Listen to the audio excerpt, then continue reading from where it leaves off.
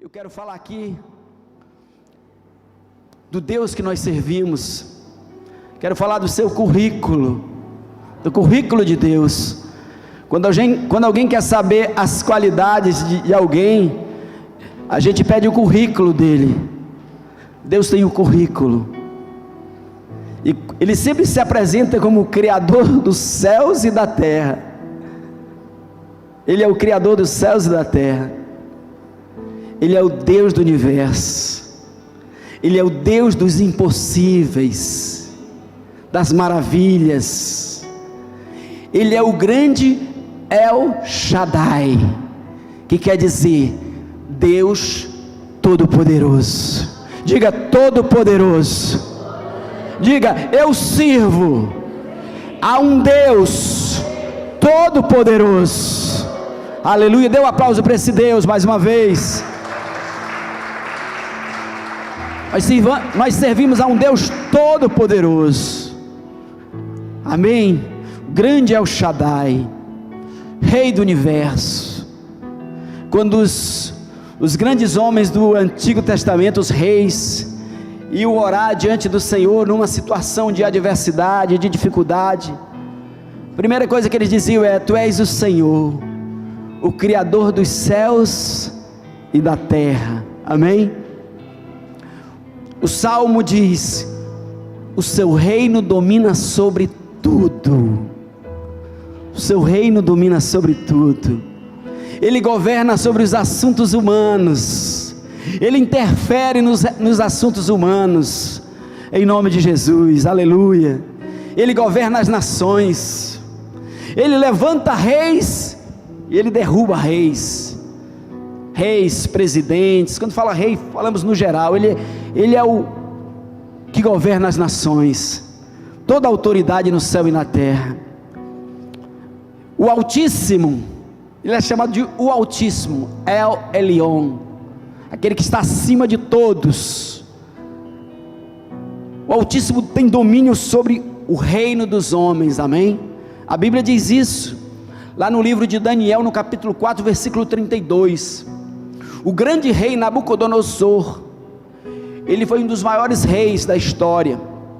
Ele conquistou quase todo o mundo conhecido da época. E Deus, o Deus Todo-Poderoso, se revelou para ele. E Deus revelou para ele que todo o poder que ele tinha foi dado pelo próprio Deus. Foi Deus que entregou esse poder a ele. E eu fico alegre porque eu vejo que o rei Nabucodonosor, ele se converteu. Ele teve um encontro com Deus, né? Ele teve um encontro com Deus. Ele teve um sonho. Está lá em Daniel capítulo 4, versículo 28 em diante, mais ou menos. Ninguém vai passar, não precisa passar, vou aqui só. E ele teve um sonho, e ele ficou perturbado, e ele buscou a interpretação, buscou todos os sábios do reino, ninguém soube interpretar, até que ele buscou Daniel, o profeta. E ele disse que Daniel era o Deus de Daniel era o Deus de todos os deuses. E Daniel revelou o sonho para ele. E esse sonho, né, foi revelado para ele, mostrava que ele ia passar por um momento difícil na vida dele, que Deus ia provar, ia mostrar para ele que ele é Deus, que ele levanta e que ele derruba. E quando Daniel, não vou ser bem detalhista, quando Daniel contou o sonho para ele, Daniel contou para ele justamente isso. Deus, ele está dizendo que todo o poder que você conquistou foi entregue por ele, e que se você se orgulhar, se você se ensoberbecer, se você pensar que você mesmo conquistou esse poder, ele vai tirar esse poder, para que você saiba que é ele que domina sobre as nações e sobre os reinos. É ele que levanta reis e ele que estabelece reis. E interessante que ele diz que ele pode levantar um grande, ele pode levantar alguém que todos pensariam que ele nunca seria rei. E Daniel ficou nervoso quando teve que interpretar esse sonho, porque ele ficou preocupado que ele teria que dizer algumas verdades para o Nabucodonosor. Mas o Nabucodonosor disse o seguinte: não temas, Daniel, o que o sonho revela, pode falar para mim, não vai acontecer nada com você, em outras palavras. E Daniel disse justamente isso. Daniel disse: olha, tu és um grande rei, tu conquistou toda a terra, mas eu quero que tu saibas, o Deus do céu está falando através desse sonho para você, que Ele é que te deu essa autoridade. Então Ele te chama para o arrependimento. Ele diz que você seja uma pessoa justa, cuide dos pobres, sabe? Não se orgulhe, não se ensoberbeça por causa do seu poder, porque Ele quem lhe deu. Porque se você não se arrepender, Ele vai mostrar para você que Ele é que detém o poder, e Ele vai tirar o reino de você. Passou-se 1 ano depois desse sonho. 1 ano depois, Daniel o exortou, falou isso para ele, passou-se. 1 ano depois ele estava no seu palácio, um momento assim de extrema paz, um momento de apogeu, de auge no reino, e ele estava passeando pelo palácio dele. Ele disse: olha que palácio grandioso eu construí, olha como eu sou agora o rei de praticamente toda a terra, olha o poder que eu tenho. Naquele momento, o sonho se cumpriu, o sonho de 1 ano atrás se cumpriu, e uma voz do céu disse: o reino será tirado de ti, para que tu saibas que o Deus Todo-Poderoso tem domínio sobre o reino dos homens. Vou citar aqui só o Daniel 4,32: serás expulso de entre os homens, e a tua morada será com os animais do campo, far-te-ão comer ervas como os bois, e passar-se-ão 7 tempos por cima de ti, até que aprendas que o Altíssimo tem domínio sobre o reino dos homens, e o dá a quem quer. Naquele dia se cumpriu a profecia. O rei ficou louco, maluco, e ele foi afastado do reino. A Bíblia não dá os detalhes, mas alguém deve ter assumido no lugar dele. Foi afastado do reino, e ele ficou morando no jardim do palácio. Ele comia grama, o rei comia capim. As unhas deles cresceram, os cabelos cresceram, e durante 7 anos, aproximadamente 7 tempos, ele ficou como louco, comendo capim, comendo ervas. Mas depois dos 7 anos, Deus o restituiu. Ele voltou à consciência, voltou o entendimento dele, e ele foi restaurado no reino. E eu digo que aí ele se converteu, ele louvou, ele adorou o Deus do céu. Ele disse: realmente tu és o Deus Todo-Poderoso, realmente tudo que eu conquistei foi pela tua misericórdia, foi porque tu me deste, porque tu me entregaste. Deus tem domínio sobre o reino dos homens, amém, querido? Deus governa as nações, Deus está no controle, amém, querido? Tem gente que pensa que Deus não está no controle. Deus está no controle. Deus está no controle dentro das regras que Ele mesmo estabeleceu, amém? Ele mesmo estabeleceu.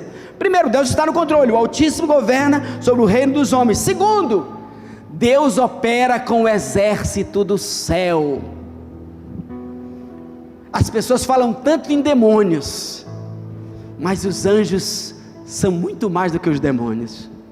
A Bíblia diz que apenas 1/3 dos anjos se desviaram. Então, se 1/3 dos anjos se desviaram, 2/3 permaneceram fiéis. Deus opera com o exército do céu. Os anjos trabalham a nosso favor, queridos, amém? Olha lá, Salmo 91, versículo 3: Ele te livrará do laço do passarinheiro, Ele te livrará das armadilhas, das ciladas do inimigo, das armadilhas do diabo. Ele te livrará do laço do passarinheiro e da peste perniciosa. Ele cobrir-te-á com as suas penas, e debaixo das tuas asas seguro estarás. Nenhum mal te sucederá. O 9 e o 10, o 10 e o 12. praga nenhuma chegará à tua casa, porque o Senhor dará ordens aos seus anjos a seu respeito, para te guardarem em todos os teus caminhos. Deus opera com os exércitos do céu. Os anjos ainda estão a serviço daqueles que haverão de herdar o reino. Anjos são coisas atuais, eles ainda são ativos. Tem um documentário antigo que é Anjos em Ação, que fala de diversas situações em que os anjos interferem na vida cotidiana da nossa era, já da era desse tempo já. E eu estava lendo o livro de um pastor, Gary Haynes, é um pastor americano que naturalizou-se brasileiro, e ele fala que certa vez ele estava numa viagem e o pneu furou no meio da estrada, lá no meio do nada, como se diz, e ele foi trocar o step, mas de repente quando ele foi olhar lá no carro, ele tinha esquecido o macaco. Ele tinha tirado em casa e ficou sem macaco para fazer a troca do step, e ele começou a murmurar e reclamar. Ele chutava o carro, ele estava indo para a missão, chutava o carro e ficou irritado e tal. Aí o Espírito falou para ele: louve. Aí ele: louve? Que nada, como é que isso acontece? Como é que eu esqueço o macaco? Como é que eu tiro e não coloco? Como é que eu vou fazer uma viagem dessa e me acontece isso? Eu estou indo fazer a obra de Deus e tal. Aí a voz de novo: louve, louve-me. Na verdade ele não queria louvar, né? Porque essa é a hora mais importante de louvar, é quando você não quer louvar. É aí que o louvor se torna poderoso. Louvar na igreja é legal, é uma bênção, mas o louvor como arma de guerra é o louvor no meio da tempestade. É o louvor na cadeia de Filipos. Aleluia, esse aqui é o louvor que faz o mover. E ele ouviu aquela voz, segundo, até que ele deu um: tá bom, Senhor, obrigado, pelo menos não sofri um acidente, louve mais. Aí ele: tá bom, glória a Deus, aleluia, obrigado, Senhor, é verdade, eu estou aqui, mas eu estou com saúde, eu poderia ter sofrido um acidente, eu estou aqui, mas começou a adorar e desencadeou o louvor.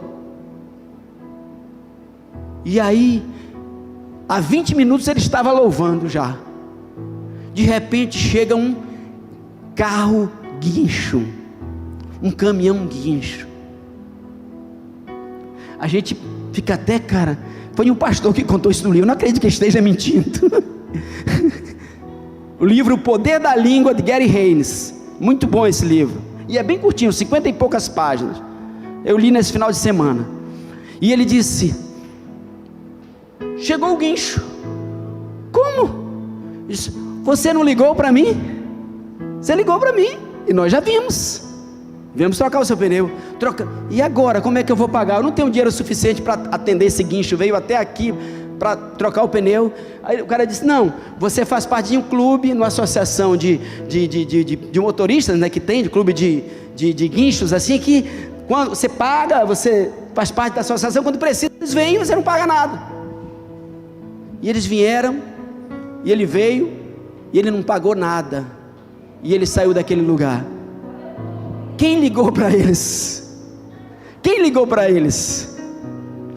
Os anjos existem, amém? Os anjos estão a nosso serviço. Eu tenho certeza que os anjos já me ajudaram muito no trânsito. Sinceramente, eu não sou um bom motorista não, mas eu confio nos anjos, e eles têm me guardado. Eu nem lembro de nenhum acidente que eu tenha tido, eu participante do acidente. E eu reconheço, eu não sou, mas eu me lembro uma vez de Porto Velho, nós víamos nós vimos de Bagé, a primeira viagem interestadual que nós fizemos, né? A Almerinda tinha 1 ano de carteira, eu tinha 6 meses. A Almerinda aprendeu a dirigir numa Brasília, e quando ela foi, compramos o primeiro carro, um Gol, cara chata, e que foi para a motorista habilitada, desculpa, Merinda, mas a motorista habilitada sair, ela não conseguia sair, só entrava a terceira. Acho que ela foi tão bem treinada na Brasília, que quando ela pegou o gol, aí eu tive que sair na primeira, e fui na primeira até em casa. Então nós estávamos viajando, e foi a primeira viagem interestadual. Almerinda dirigiu 6.000 quilômetros, 4.000 quilômetros até Porto Velho. E em Porto Velho, sem querer, nós atravessamos uma avenida, cara, uma avenida lotada, mas nós sentimos aquele empurrão, sabe aquele empurrão? Que os carros passaram aqui, ó. Tenho certeza que foi um anjo. Os anjos existem. Muitas vezes a gente está procurando demônios, mas procure anjos. Assim, veja, a Bíblia diz: reconhece o Senhor em todos os teus caminhos.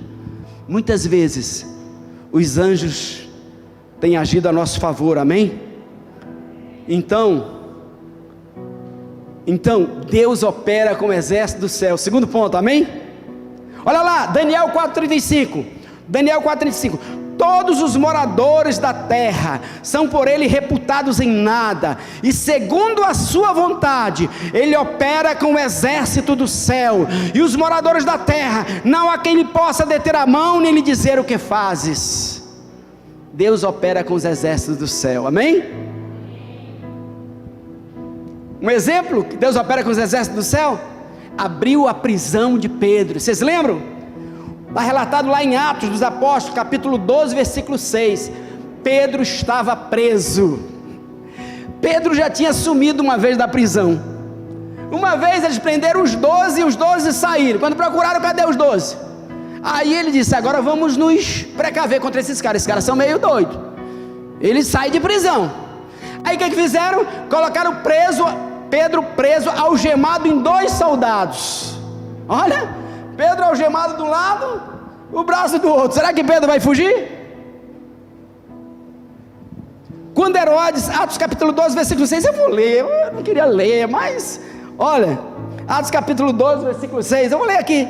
Quando Herodes estava para apresentá-lo, naquela mesma noite, porque essa leitura edifica, sabe? Você pensa que você está sozinho, você pensa que só depende da sua mão, das circunstâncias humanas, das ações humanas, mas não, meu irmão. Os exércitos do céu estão agindo ao seu favor. Deus tem liberado anjos para cuidar de você, da sua casa e da sua família. E olha, quando Herodes estava para apresentá-lo naquela mesma noite, Pedro dormia entre 2 soldados, acorrentado, com 2 cadeias e sentinelas. A porta guardava o cárcere. É mole? É, preso em 2 soldados, mais um portão e uma sentinela lá. Eis, porém, que sobreveio um anjo do Senhor, e uma luz iluminou a prisão, e tocando ele o lado de Pedro, o despertou, dizendo: levanta-te depressa. Então as cadeias caíram-lhe das mãos. E disse-lhe o anjo: cinge-te a calça e as sandálias, veste a tua roupa. E ele assim o fez. Disse-lhe mais: põe a capa e segue-me. Então saindo o seguia, não sabendo que era real o que se fazia por meio do anjo, porque parecia-lhe antes uma visão. Depois de terem passado a primeira e a segunda sentinela, chegaram ao portão de ferro que dava para a cidade, o qual se lhes abriu automaticamente. E saindo, enveredaram por uma rua, e logo adiante o anjo se apartou dele. Então Pedro, caindo em si, disse: agora sei. Nosso problema é esse, é igual o de Pedro. Agora sei, agora ele creu, agora ele acreditou, agora sei que Deus, verdadeiramente que o Senhor enviou o seu anjo e me livrou da mão de Herodes e de toda a expectativa do povo judaico. Amém, querido? Isso não mudou não. Há vários relatos atuais de ações de anjos. Amém, querido? Cuidando de nós. Mas agora, irmão, teve alguns chegou alguém que disse isso. Não, porque agora fora o anjo, nós temos o Espírito Santo. Alguém tinha dito que os anjos não agiam mais, porque agora a gente tem o Espírito Santo, mas a Bíblia é clara, né? O Espírito Santo já estava na vida de Pedro aí, né? O Espírito Santo, ele age mais como um conselheiro, algo pessoal, íntimo. Os anjos operam diante das circunstâncias, amém? Tem um anjo que Deus liberou para cuidar de você, da sua vida, da sua casa, da sua família, amém, queridos? Deus opera com os exércitos do céu. Ele abriu a prisão de Pedro. Outro ponto, Deus libertou Paulo. Lembra em Filipos? Paulo estava preso, está relatado lá em Atos capítulo 16, versículo de 25 a 26, se você quiser anote e leia em casa, a libertação de Paulo e Silas em Filipos. Todos conhecem essa história. Eles tinham sido presos, estavam numa cidade estranha, foram presos, ele mexeu com gente importante da cidade, e foram presos, e foram açoitados, e foram acorrentados a um tronco. Eles estavam presos a um tronco, era meia-noite, eles estavam acorrentados a um tronco, e eles começaram a adorar o Senhor, começaram a louvar a Deus. Os presos ficaram dizendo: esses caras são malucos, eles levaram chicotadas, eles apanharam, eles estão presos no tronco, e eles estão aí adorando, louvando. Mas a Bíblia diz que houve um terremoto que abalou os alicerces da prisão.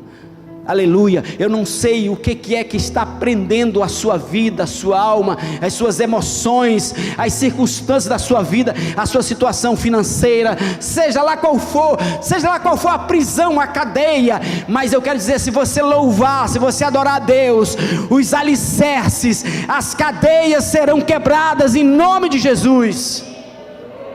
Eu não sei o que está ameaçando sua casa, seu casamento, sua vida emocional, sua saúde, sua vida espiritual, seus relacionamentos. Eu só quero dizer que Deus é poderoso para quebrar cadeias em nome de Jesus.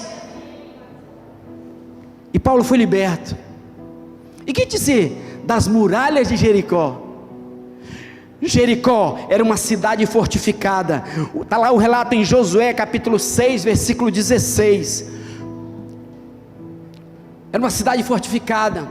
Os israelitas eram escravos que há pouco tempo tinham se tornado uma nação livre, e eles foram enfrentar Jericó, e era uma fortaleza muito poderosa, e Deus deu o comando para eles: deem volta na cidade, uma volta por dia, e lá vocês toquem tambores, vocês gritem, em outras palavras, vocês louvem. É tanta vitória com louvor, né? No sétimo dia, vocês dão 7 voltas. No sétimo dia, eles deram 7 voltas. Quando estava terminando a 7ª volta, eles começaram a gritar, e as muralhas romperam. Um terremoto abalou as estruturas da muralha, e as muralhas caíram em nome de Jesus. Deus opera com os exércitos do céu.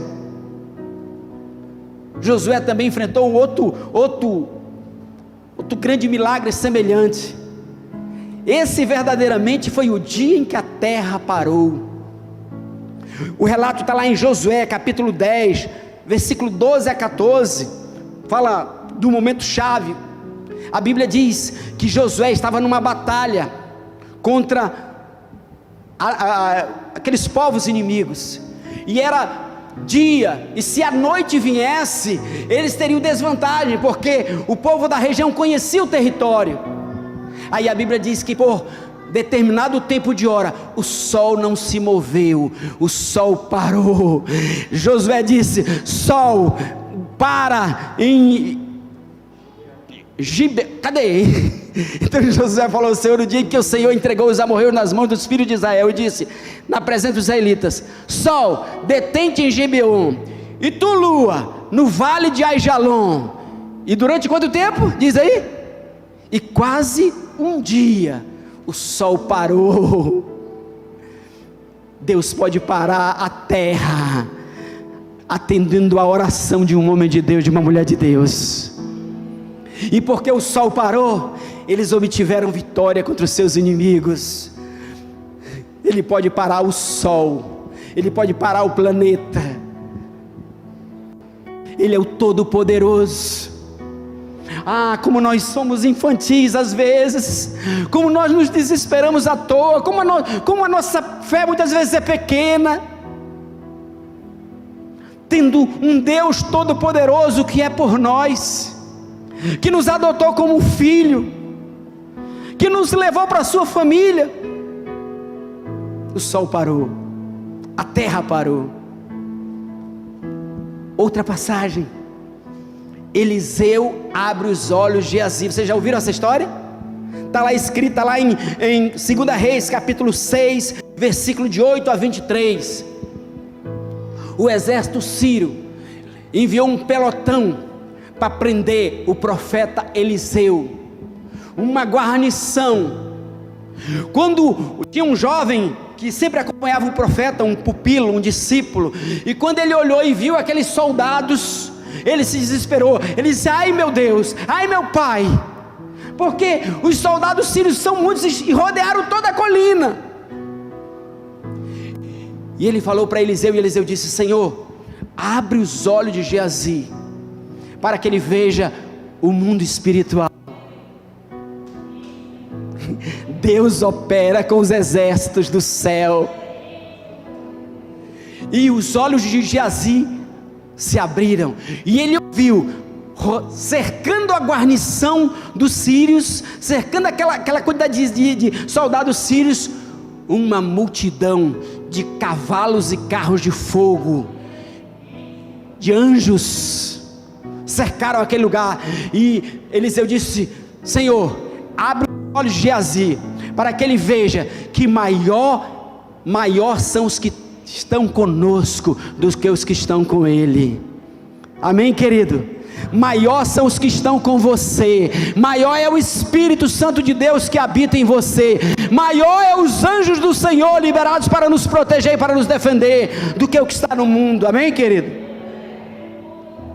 E naquele dia Eliseu disse assim: Senhor, cega agora os olhos desses soldados.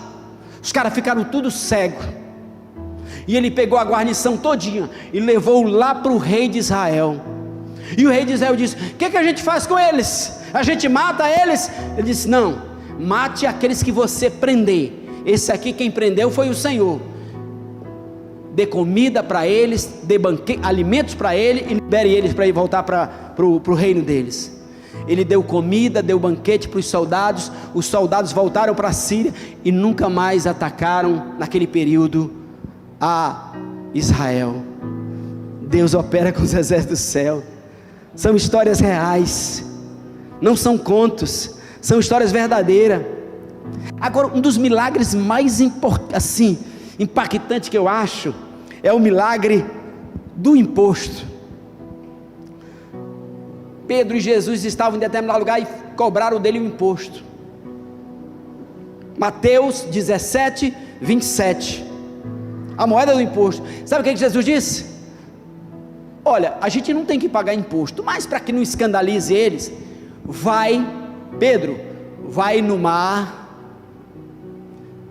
lança o anzol, o primeiro peixe que tu pegar, vai ter uma moeda na boca, tu pega a moeda e paga o imposto teu e meu. Esse é o Deus da provisão. É muito, né? Encontrar, e no determinado lugar, jogar a linha e pegar exatamente aquele peixe que está com a moeda na boca. Esse peixe deve ter pego essa moeda em algum lugar. Agora, o que eu fico impactado é com a sincronia, com a sincronização que Deus tem. No exato momento, Pedro foi lá e pegou a moeda e pagou o imposto. Nosso Deus é o Deus da provisão, amém, querido? Se Deus pode pescar um peixe, achar uma moeda, Ele pode te abençoar abundantemente. Filipenses 4,19 diz: o meu Deus, segundo as suas riquezas em glória, suprirá todas as minhas necessidades em Cristo Jesus. Amém, queridos? tenho tantos testemunhos financeiros para contar. Um dia eu vou contar para vocês mais detalhadamente. Terminando, quase terminando, o Deus que ressuscita mortos. Amém, querido? O nosso Deus ressuscita mortos. Qual a pior coisa que pode haver? Morte. Eu estava nesses dias, sexta-feira, o meu mano, o irmão, não vou citar nome para não ficar citando nomes, de uma irmã que está muito enferma, vocês sabem quem é? Está no hospital, depois a gente vai orar até por ela, vou citar nome sim. O Ramon me ligou, e eu estava pensando assim: enquanto há vida, há esperança. Enquanto ela não morreu, Deus ainda pode fazer o milagre. Enquanto ela não morreu, Deus ainda pode fazer o milagre. Aí de repente eu parei. Sabia que essa frase está errada? Enquanto há vida, há esperança. Está errada essa frase. Se ele ainda não morreu, ele pode fazer o milagre. Está errada essa frase. Lázaro tinha morrido há 4 dias. Ele é o Deus que ressuscita os mortos. Não existe causa perdida para ele. Não existe causa perdida. Se morreu, ele ressuscita. Ele ressuscita. E era 4:30 da manhã, e eu estava conversando com o Ramon, e eu disse para ele, eu pensei inicialmente, mas não comentei com o Ramon. Em seguida eu fui lá no Facebook, quando eu vi o story do Ramon, ele estava dizendo exatamente o mesmo. Lázaro estava morto e Deus ressuscitou. Aí eu liguei para ele e disse, exatamente isso que Deus me falou agora há pouco. Não tem esse negócio de enquanto há vida, há esperança, não. Para Deus, mesmo depois de morto, ainda há esperança, porque Ele é o Deus que ressuscita os mortos. Amém? Você pode dar um aplauso para o Senhor por isso?